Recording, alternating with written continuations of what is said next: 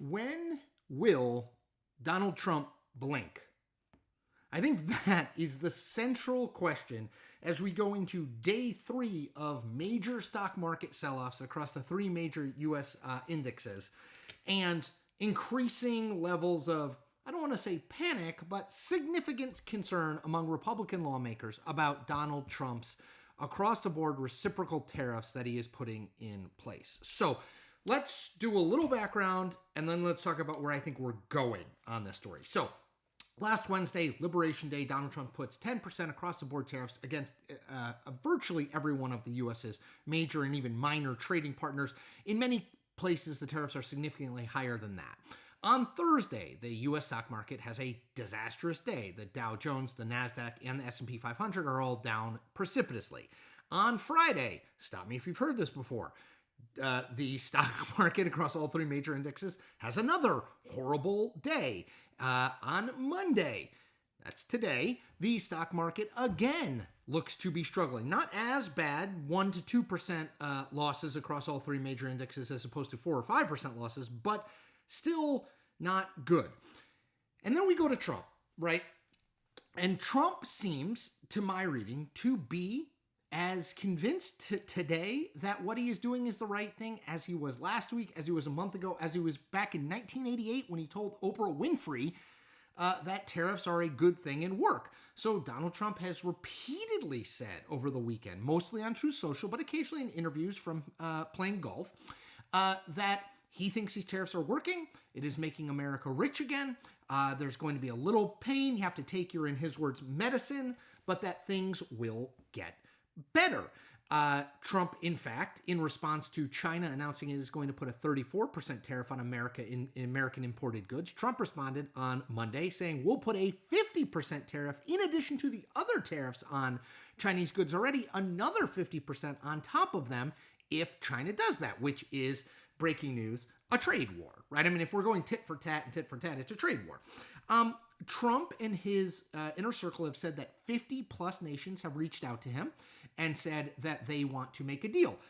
We don't know when or if those deals are real and if and when they will be announced. But to me, what you are seeing here is the reality of how the economy and the stock market in particular handles tariffs, not well, with Donald Trump's longstanding commitment to put these in place to try to wrest control of the global marketplace back into America, make jobs come back to America in manufacturing sectors, make products be made in America, and if it's not, to reap the dividends via tariffs from other countries. Okay, I just think that what you need to watch for here, Trump seems committed to this path, and I always say with Donald Trump, he's committed to this path until he isn't committed to this path anymore, but right now, he is not interested in a pause on these tariffs, as some advisors have suggested. He seems to be going down this track. On the other side, coming directly toward him, is the stock market.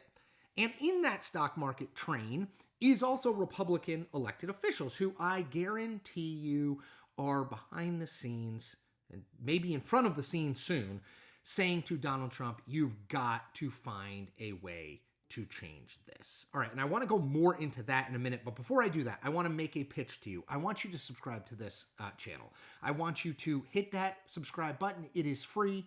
If you value the following, a person who spent more than 25 years in mainstream media, most recently at CNN and the Washington Post, but is now an independent news creator, that's me, committed to calling balls and strikes no matter what uniform the batter at the plate is wearing. I think that matters now more than ever, and I hope you'll support me. Okay, so if I'm a Republican elected official and I'm looking at this situation, I'm thinking, this is bad, right? Stock market down consistently, concerns of recession way up. Goldman Sachs increasing their percentage chance of a recession in 2025. JP Morgan last week saying there's a 60% chance of a recession by the end of 2025. Inflation concerns going up. All these economic indicators are sort of flashing, right? And they're flashing red. And if I'm a Republican elected official, what I think to myself is Donald Trump got elected basically to lower prices on everyday goods. Now, that's a little bit of an oversimplification, but here's what Donald Trump did not get elected to do, I don't think.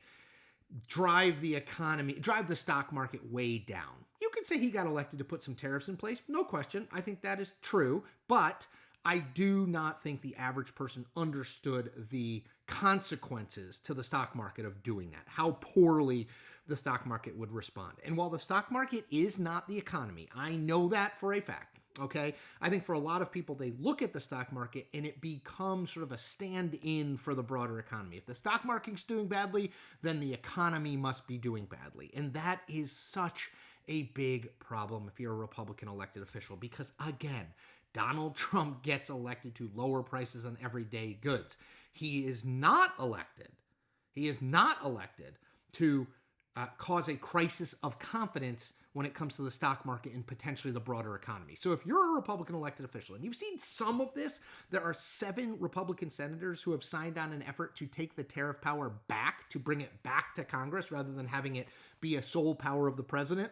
That's pretty remarkable rebellion when you consider sort of how valuable Donald Trump thinks tariffs are and how little he likes when Republicans criticize him. So you have 7 signed on to this measure.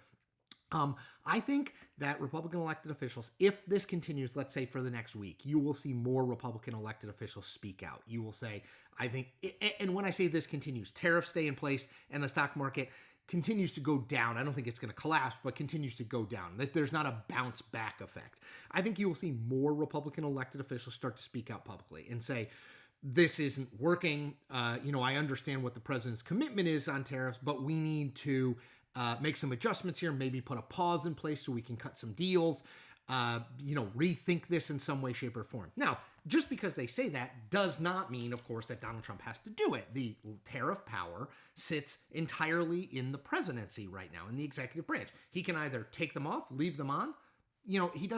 Congress at this point doesn't really have a role in that other than to publicly pressure him.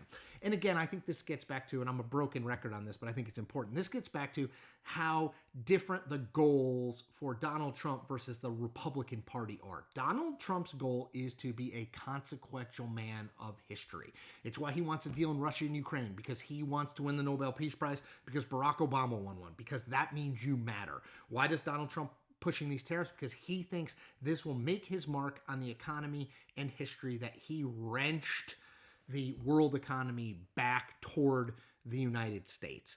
That is not the timeline or the goals of the broader Republican Party. The truth of the matter is the timeline and goals of the broader Republican Party is the next election and holding on to power. They have a 3-seat majority in the House, tiny. They have a 4-seat majority in the Senate, which is a little bit, I think, bigger. But either way, when you do something this destabilizing, injecting this much uncertainty into the economy, into people's lives, you are playing with political fire. And you know who knows that better than anyone? Politicians. They understand that when you do this, there are consequences. And if Donald Trump ends tariffs a month from now, I don't know that the consequences and the lack of trust and the concern that this period has set off just go away. I think it lingers, and I think that's a problem for Republican elected officials. Not necessarily for Trump, because, again, I still don't think he winds up being able to run for another term, but definitely in 2026 for those Republicans who are on the ballot in swing states and swing districts. That's, to me, where rubber meets the road. Donald Trump has pushed all his chips in on this tariff thing. He has also pushed Republican chips in on this, and they can't come and take the chips out. They can pressure him to pull some chips out. I don't know if he's going to blink. This is a game of chicken right now, really between Donald Trump, the global markets, the Republican Party, and the stock market. And he kind of is pushing his foot down, as far as I can tell, on the accelerator. We'll see if he lets off or taps the brakes anytime soon. All right, as always, you can do a few things for me. Subscribe, as I mentioned earlier in this video. It's easy, it's free, just do it. You can like and comment on this video. That helps me with the algorithm, helps more people who aren't subscribing get a look at this video. And finally, you can tell your friends about this. Just tell them what I'm doing and why. Independent news creator, calling balls and strikes no matter what uniform the batter at the plate is wearing. More important now than ever before. I thank you for your support, and I will be here every single day. So make sure you subscribe so you get the latest videos. Take care.